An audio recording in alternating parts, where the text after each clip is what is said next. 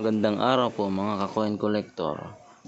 Meron po tayo ditong hawak na 1 peso commemorative coin na si General Artemio Ricarte.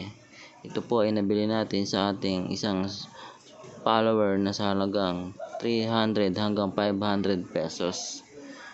Ayan po mga ka-coin collector. Isa po ito sa commemorative coin na 1 peso.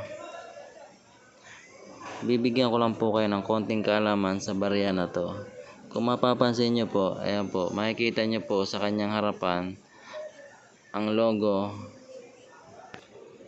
o litrato ni General Artemio Ricarte. Makikita nyo po dito sa bandang kaliwa ang 150 years.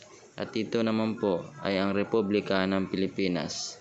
Ito po ay ginawa noong taong 2016. Makikita nyo po dito ang logo ng Bangko Sentral